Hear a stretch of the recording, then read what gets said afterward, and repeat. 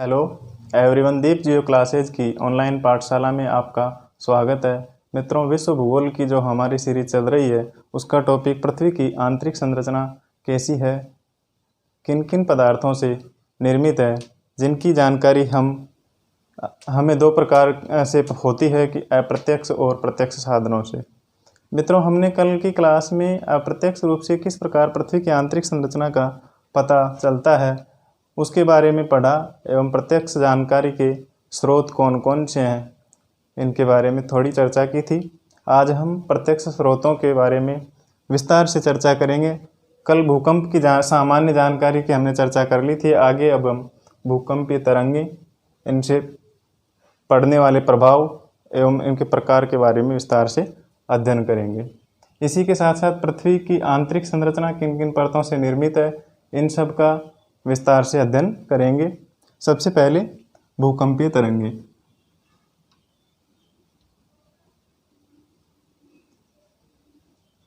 भूकंपीय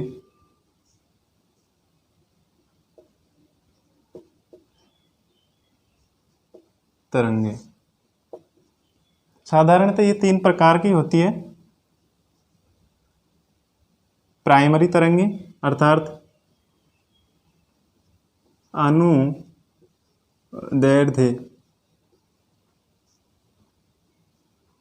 तरंग,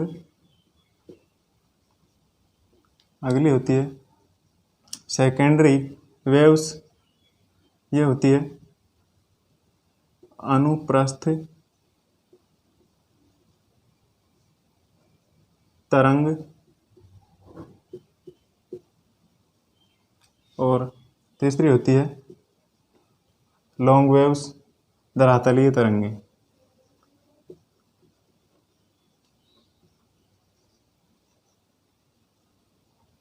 एल तरंग। अब मित्रों, ये किस प्रकार से धरातल पर चलती है, ये पृथ्वी के भूगर्भ में इन लहरों का भ्रमण पथ कैसा है, किस प्रकार से ये गति करती है। ये तरंगे क्या होती है, ध्वनि की तरह सीधी चलती है, जबकि एस तरंगे क्या होती है, आड़ी तिरछी चलती है, और ये केवल ठोस माध्यम में गति करती है।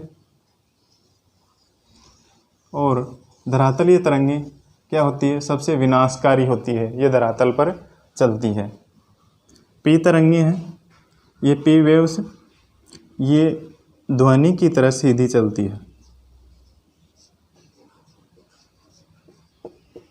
ध्वनि की तरह क्या होती है, सीधी चलती है।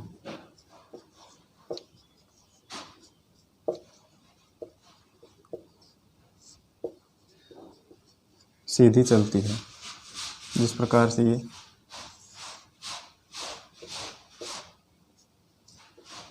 इस प्रकार से ये सीधी चलती है।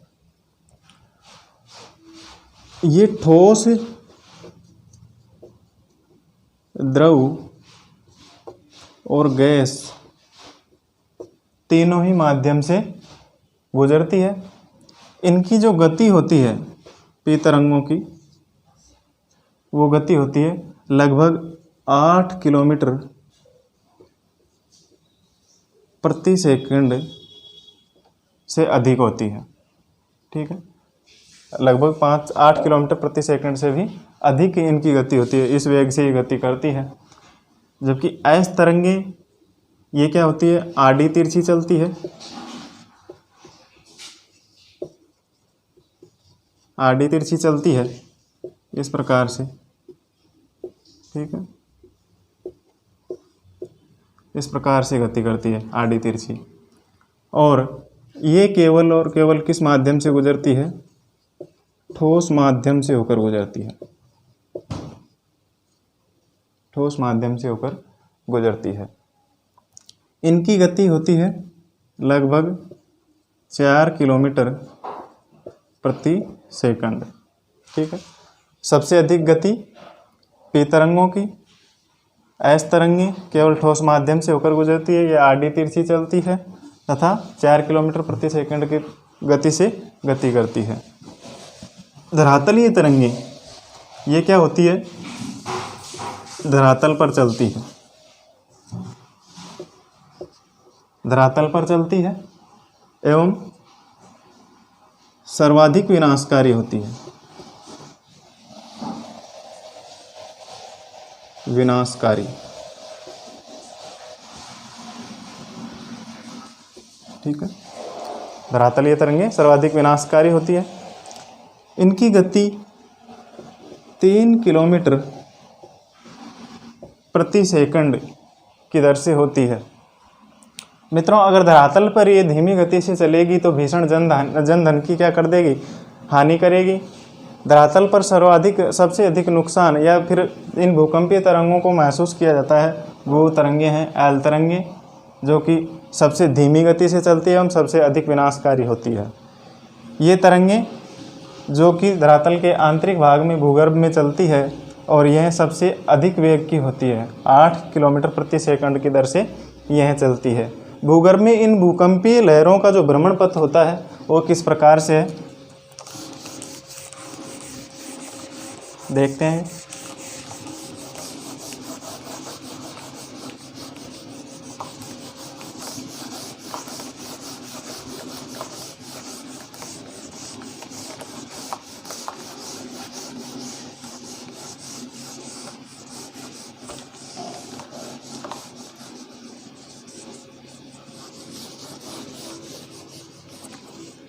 सबसे पहले पी तरंगे,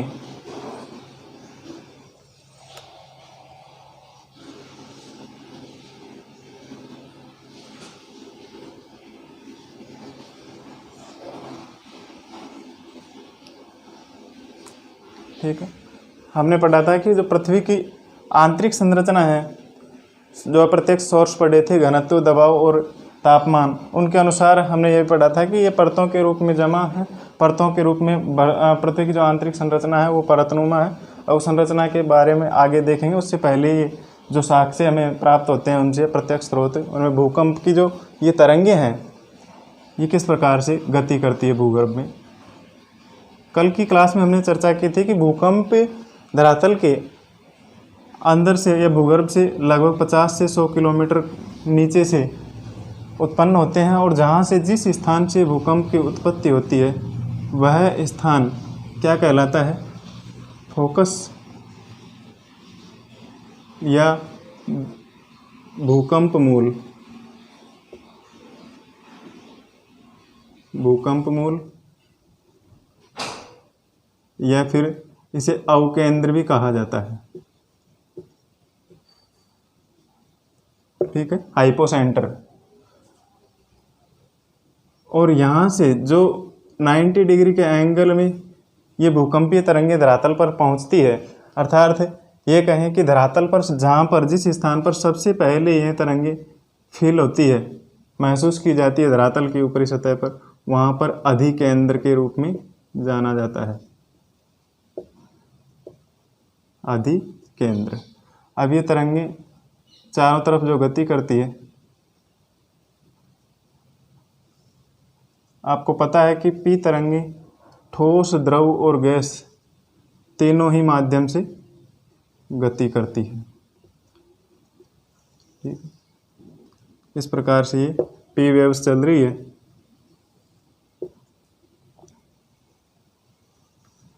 लेकिन मित्रों, जैसे ही ये लिक्विड फॉर्म में धरातल के आंतरिक भाग में जो तरल भाग आता है या लिक्विड फॉर्म वाला, उसमें ये तरंगे क्या हो जाती है, थोड़ी इनकी गति क्या हो जाती है, धीमी पड़ जाती है और ये आगे जाकर के इस स्थान पर मुड़ जाती है इस प्रकार से, और फिर वापस ठोस माध्यम में प्रवेश कर जाती है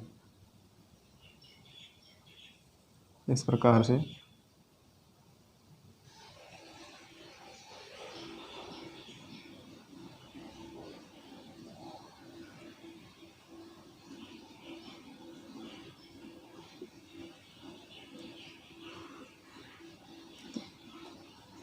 ये पी तरंगे पहुंचती है। ठीक है,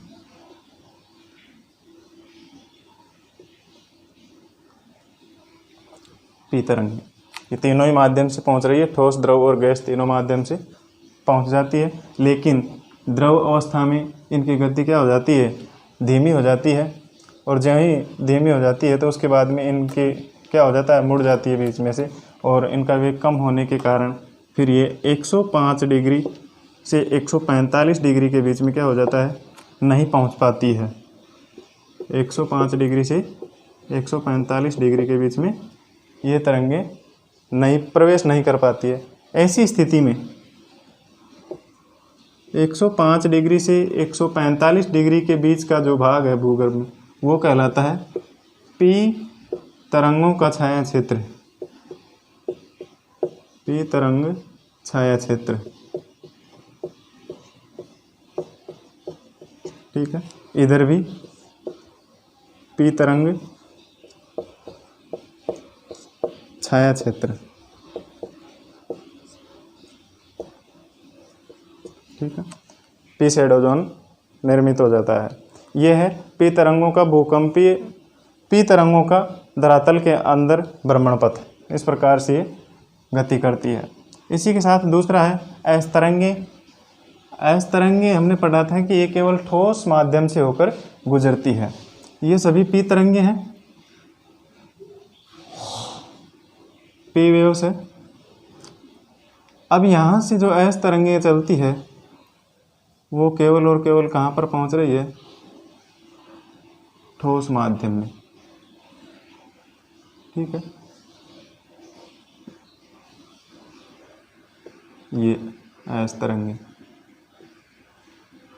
इस प्रकार से एस तरंगे गति कर रही है, और यहाँ पर यह लास्ट कहाँ तक पहुँचती है, 105 डिग्री तक, ठीक है। 105 डिग्री तक एस वेव से गति करती है। 105 डिग्री के बाद में जो ही लिक्विड फॉर्म में आता है पृथ्वी का, जो पृथ्वी के आंतरिक परत, उस स्थान पर ये क्या हो जाती है, समाप्त हो जाती है। केवल ठोस माध्यम से होकर गुजर पाती है। इस कारण से इन तरंगों का जो छाया क्षेत्र होता है वह कहाँ से कहाँ तक होता है, 105 डिग्री से 105 डिग्री के बीच में एस तरंग छाया क्षेत्र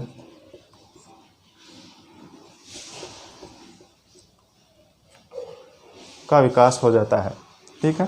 तो 105 डिग्री से 105 डिग्री एस तरंग का छाया क्षेत्र होता है, तथा पी तरंग का छाया क्षेत्र 105 डिग्री से 145 डिग्री के बीच में पी तरंग का छाया क्षेत्र होता है। मित्रों ध्यान रखना, यहाँ पर 105 डिग्री की जगह कई बुक्स में 103 डिग्री से 143 डिग्री भी दे रखा है। इसके लिए कंफ्यूज होने की कोई आवश्यकता नहीं है।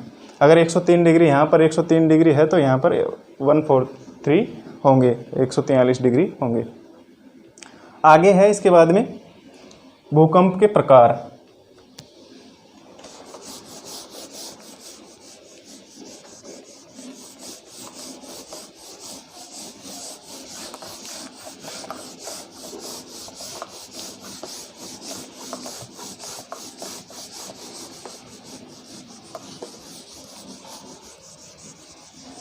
देखिए भूकंप के प्रकार कौन कौन से हैं।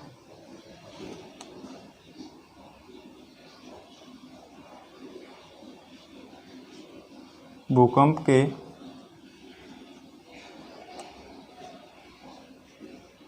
प्रकार,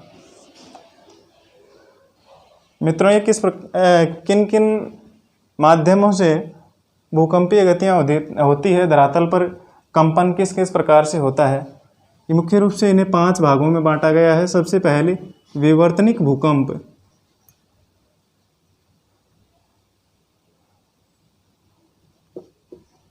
विवर्तनिक भूकंप, टेक्टोनिक अर्थक्वेक।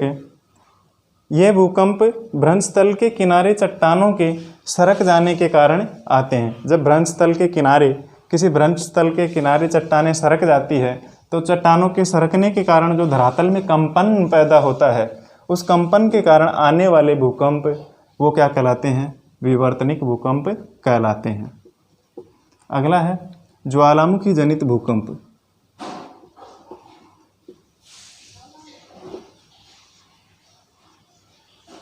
ज्वालामुखी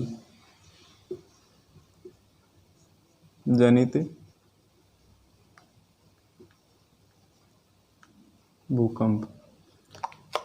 मित्रों ध्यान रहे, ज्वालामुखी जनित भूकंप जो ज्वालामुखी वाले क्षेत्र होते हैं, जहाँ ज्वालामुखी उद्गार, ज्वालामुखी सक्रिय हैं, ऐसे भूभागों पर जब लावा का धरातल से उद्गार होता है तो ऐसी स्थिति में दूर दूर तक क्या होता है, धरातल में कंपन होता है। और लावा के उद्गार के समय धरातल में होने वाला जो कंपन है वो क्या कहलाता है, ज्वालामुखी जनित भूकंप कहलाता है। वापस, ज्वालामुखी लावा उद्गार के समय धरातल में होने वाला कंपन वह कहलाता है ज्वालामुखी जनित भूकंप। अगला है नियात भूकंप। नियात भूकंप। देखिए मित्रों, नियात भूकंप क्या है, ध्यान रहे, नियात भूकंप कभी कभी क्या होता है, जो खनन क्षेत्र हैं उन खनन क्षेत्रों के आसपास खानों में जो खुदाई की जाती है, उन खुदाई के दौरान विस्फोट के कारण जो धरातल में कंपन होता है, उस कंपन के उत्पन्न होने की प्रक्रिया वह कहलाती है नियात भूकंप। ठीक है। अगला विस्फोट भूकंप।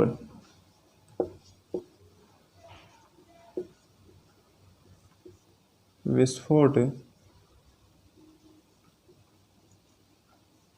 भूकंप। देखिए, विस्फोट भूकंप में क्या होता है, जब किसी रासायनिक पदार्थों या रासायनिक पदार्थों के कारण जो विस्फोटक हो जाता है, या फिर कोई परमाणु हथियारों की जब क्या की जाती है, उनका परीक्षण किया जाता है, उन परीक्षण के दौरान धरातल पर जो कंपन होता है, परमाणु परीक्षणों के कारण या रासायनिक विस्फोट के कारण धरातल में होने वाला कंपन वह कहलाता है विस्फोटक भूकंप कहलाता है। जिस प्रकार से भारत में 1974 में पोखरण फील्ड फायरिंग रेंज में पहला परमाणु परीक्षण किया गया, तो उस समय उसके आसपास के भूभाग में थोड़ा क्या हो गया था, कंपन हुआ था। तो इस प्रकार का जो कंपन हुआ वह क्या कहलाते हैं, विस्फोट जनित भूकंप कहलाते हैं। अगला है बांध जनित भूकंप। बांध जनित भूकंप।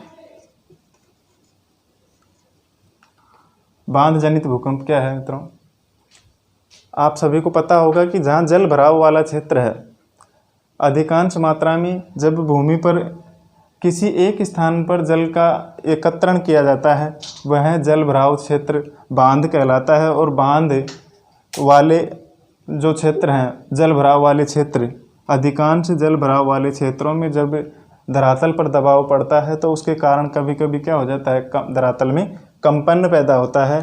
तो ऐसे जल भराव वाले क्षेत्र पर जल दबाव के कारण उत्पन्न होने वाले कंपन बांध जनित भूकंप कहलाते हैं।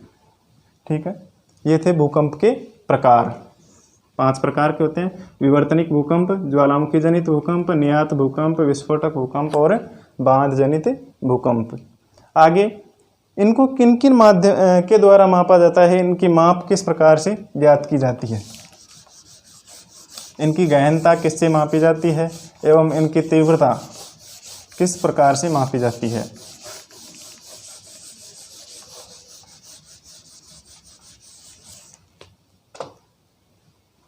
भूकंप की माप।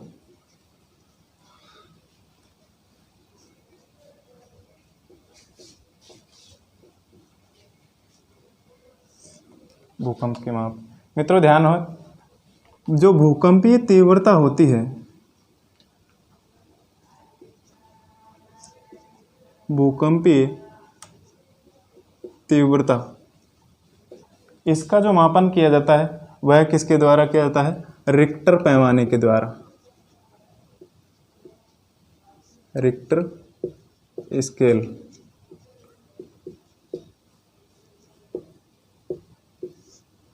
जिसका आविष्कार चार्ल्स रिएक्टर के द्वारा किया गया था और उसी के नाम पर इसे रिक्टर स्केल के नाम से जाना जाता है। इसके द्वारा भूकंपीय तीव्रता का अध्ययन किया जाता है।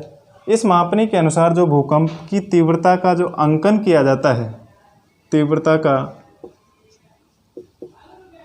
जो अंकन किया जाता है,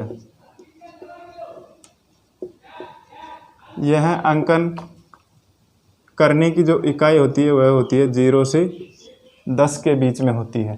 ठीक है। भूकंपीय तीव्रता रिक्टर स्केल के द्वारा ज्ञात की जाती है।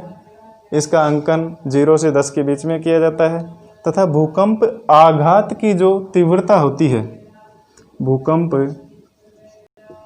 आघात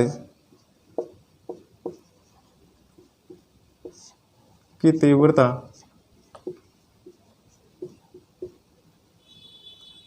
भूकंप आघात की तीव्रता या गहनता को किसके द्वारा मापा जाता है? मर्केली स्केल के द्वारा। मर्केली स्केल के द्वारा। ठीक है मित्रों, जो मर्केली पैमाना होता है, मर्केली स्केल, इसका आविष्कार इटली के वैज्ञानिक थे मर्केली, जिनके नाम पर ही इसे मर्केली स्केल के नाम से जाना जाता है। इसके द्वारा भूकंप की तीव्रता या गहनता का अंकन किया जाता है। इसमें जो भूकंप के झटकों से जो हानि होती है उसका निर्धारण किया जाता है। भूकंपीय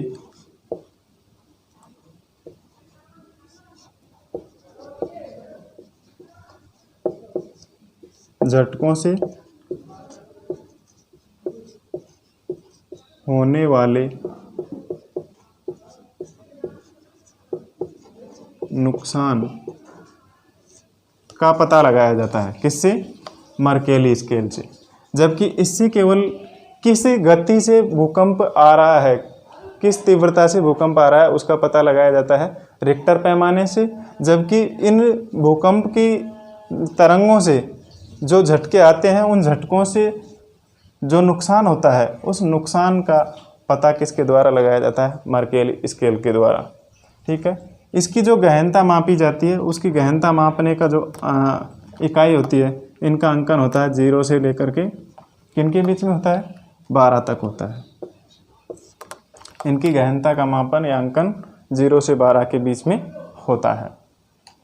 आगे भूकंप के प्रभाव, क्या क्या प्रभाव पड़ते हैं भूकंप से?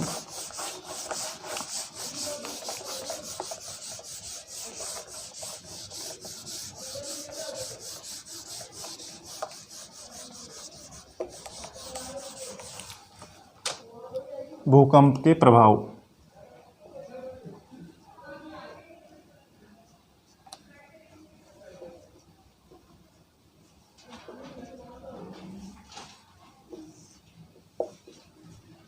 आप सभी को पता है कि मित्रों, जब धरातल पर भूकंपीय गतिविधियां होगी तो इनसे क्या क्या होगा?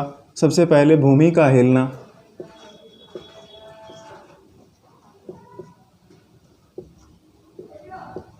साधारण सी बात है, धरातल में कंपन होगा, भूमि क्या होगी? हिलेगी, एवं धरातलीय विसंगतियां पैदा होगी।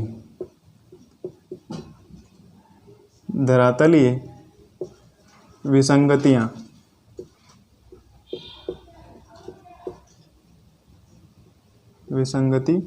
होगी। अब पता है मित्रों, धरातलीय विसंगति किस प्रकार से कि उबड़ खाबड़ धरातल हो जाएगा। जहाँ समतल मैदानी भाग है वह भी क्या होगा? जिस स्थान पर भूकंपीय गतिविधियां होगी, घटना घटित होगी, वहाँ पर दरार पड़ जाएगी, धरातल नीचे धंस जाएगा और वो क्या हो जाएगा? उबड़ खाबड़ हो जाएगा। अगला भूस्खलन,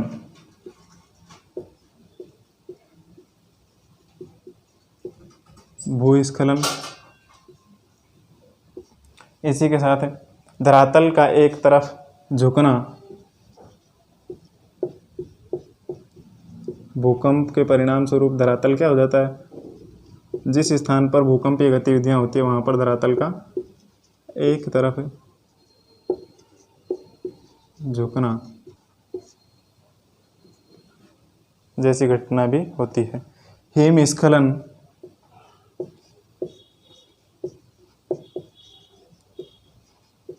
हिमस्खलन, ठीक है। हिमालय पर जो बर्फ का टूट करके चट्टानें क्या हो जाती है? ऊपर से शिखर से नीचे आने लगती है, वह भी भूकंपीय गतिविधियों के कारण टूट करके एक स्थान से विसर्पित हो जाती है। दूसरा धरातलीय विस्थापन,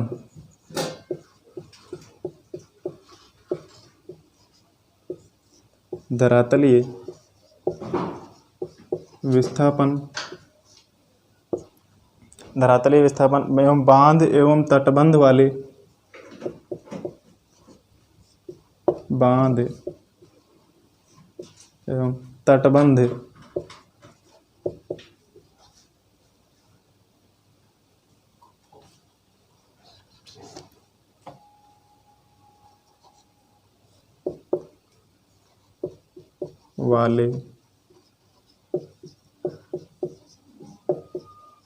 भागों में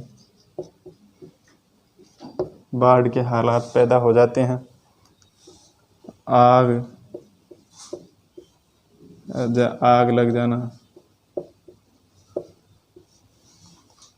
इमारतों का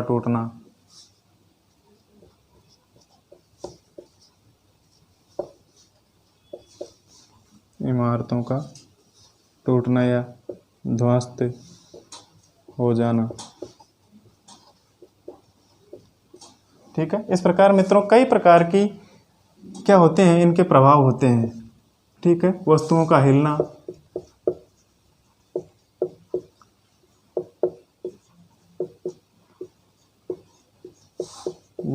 हिलना, एवं सुनामी आदि कई प्रकार की भूकंपीय गतिविधियां होती है, ये इस प्रकार से प्रभावित करते हैं। मित्रों ध्यान रखना, सुनामी अपने आप में भूकंप नहीं है, लेकिन यह वास्तव में क्या है, एक लहरें हैं जो भूकंपीय तरंगों से उत्पन्न होती है। ठीक है। सुनामी भूकंपीय तरंगों से ही उत्पन्न होती है। आगे अब देखेंगे हम पृथ्वी की जो संरचना है किन किन परतों से निर्मित है, कौन कौन से रासायनिक पदार्थ पाए जाते हैं, कौन सी परत किसके द्वारा निर्मित है, इनके बारे में पढ़ेंगे। रासायनिक संगठन एवं विभिन्न परतें।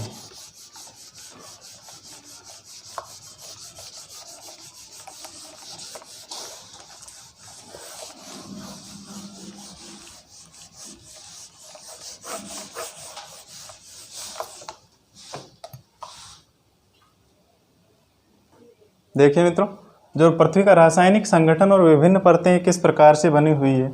जैसे कि जो ये पृथ्वी की त्रिज्या है, हमने देखा था कि सतह से केंद्र के बीच की दूरी कितनी है, लगभग 6370 या 71 किलोमीटर है। पृथ्वी का केंद्र कितने नीचे, लगभग 6370 या 71 किलोमीटर नीचे। यहाँ पर कई बुक्स में 370 किलोमीटर भी दे रखा है, ध्यान रखें। अब इसकी जो सबसे ऊपरी सतह होती है धरातल की, वह किन रासायनिक तत्वों से बनी हुई है तथा उसे किस नाम से जाना जाता है। यह स्थलखंड और ये जलीय भाग महाद्वीप और महासागर। ठीक है। तो धरातल की ऊपरी सतह है जिसे कहते हैं भूपर्पटी। यह लगभग क्या होती है, धरातल से यहाँ तक 100 किलोमीटर के लगभग मोटी होती है। इसकी मोटाई 100 किलोमीटर तक होती है, जिसे दो भागों में बांटा गया है। ऊपरी भाग इसका, भूपर्पटी का ऊपरी भाग बाह्य क्रस्ट और निचला भाग आंतरिक क्रस्ट कहलाता है, जिनको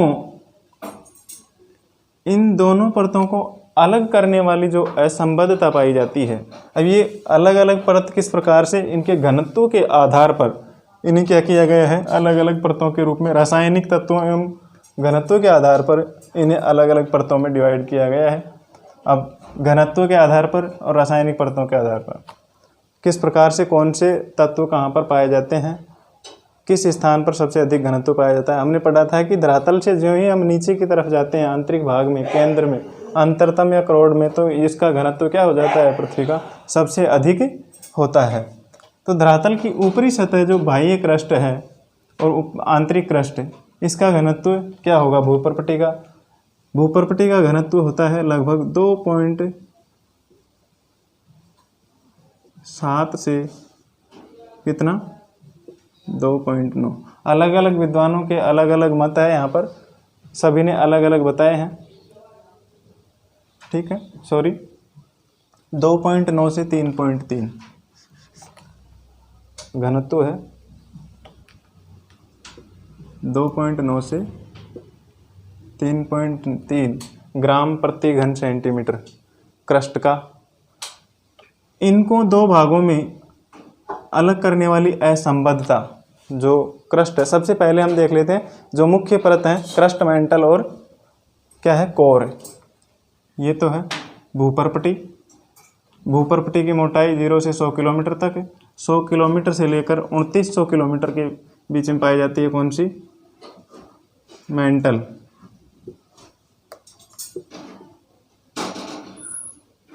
मेंटल या सबस्टेटम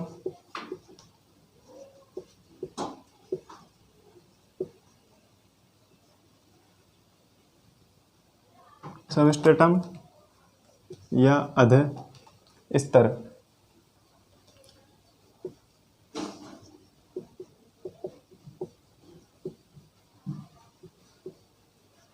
ठीक है, सबस्टेटम, मेंटल या अध स्तर। इसकी मोटाई पाई जाती है 100 से 2900 किलोमीटर। इसके बाद में पाई जाती है कोर। कोर या क्रोड। ठीक है, इसे क्रोड या अंतरतम भी कहा जाता है।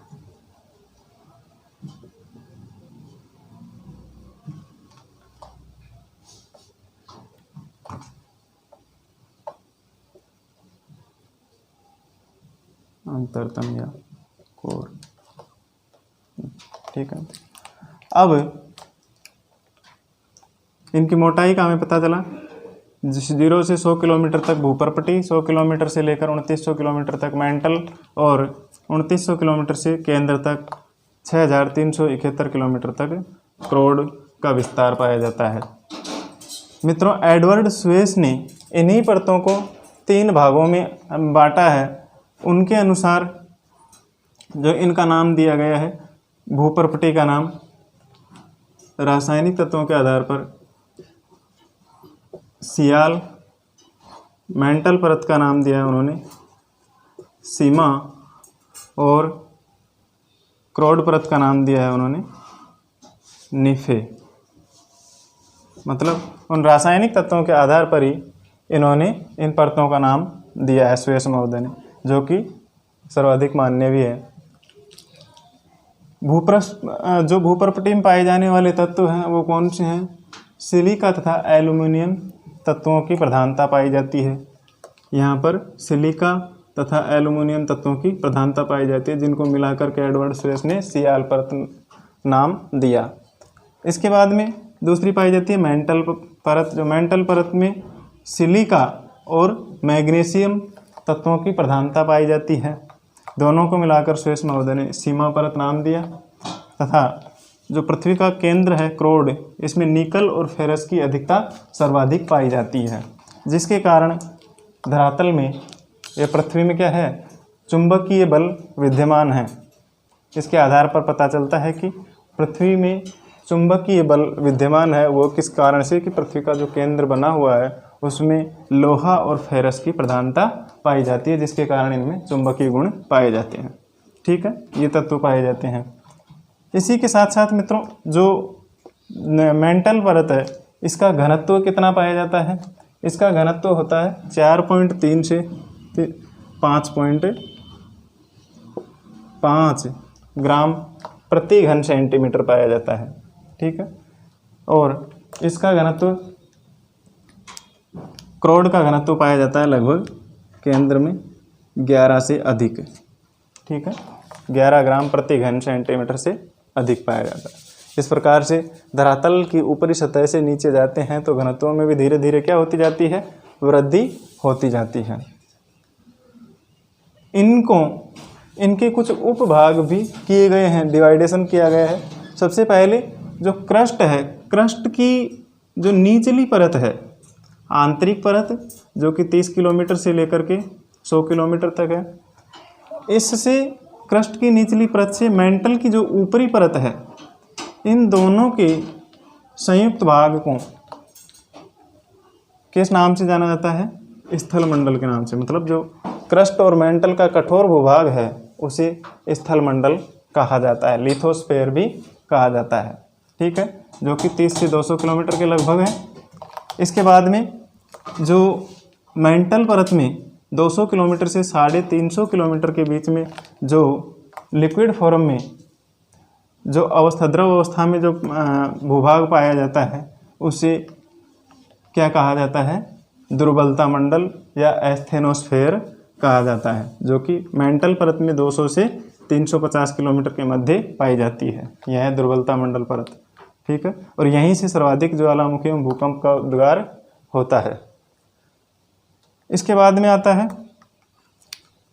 जो इनको बाह्य क्रस्ट और आंतरिक क्रस्ट को अलग करने वाली असंबद्धता बताई गई है, वह कौन सी है? कोनराड असंबद्धता। कोनराड असंबद्धता।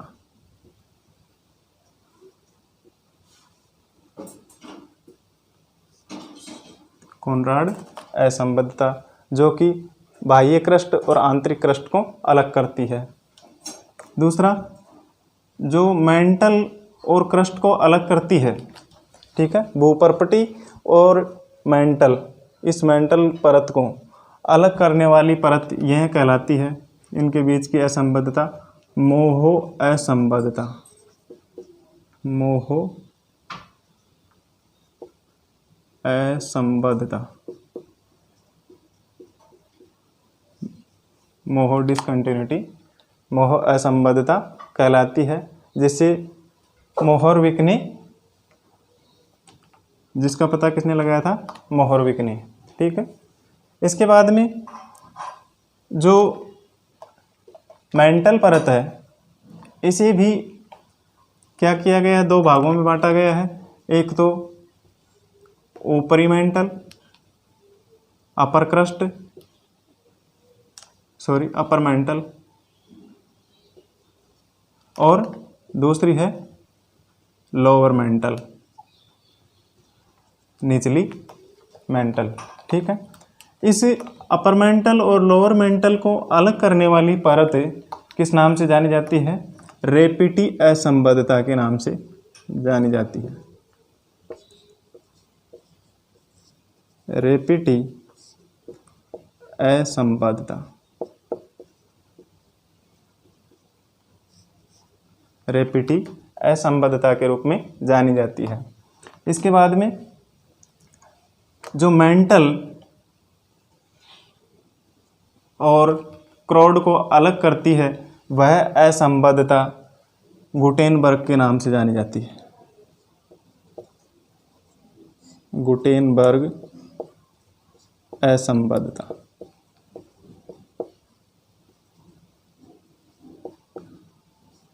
ठीक है। गुटेनबर्ग असंबद्धता क्या करती है? मेंटल और इसको अलग करती है, क्रोड को। अब यहाँ पर मेंटल के बाद में अंतिम जो अंतरतम आता है क्रोड, इस क्रोड वाले भाग को भी 2 भागों में बांटा गया है, जिसका ऊपरी भाग क्या है? द्रव अवस्था में, और निचली भाग कठोर ठोस अवस्था में पाया जाता है। इसके भी 2 उपभाग किए गए हैं डेंसिटी के आधार पर और इनमें पाए जाने वाले तत्वों के आधार पर, जो कि ऊपरी भाग इसका कहलाता है अपर कोर और लोअर कोर, मतलब ऊपरी क्रोड और निचला क्रोड। इनको अलग करने वाली असंबद्धता वो कहलाती है क्या? लेहमैन असंबद्धता। लेहमान असंबद्धता,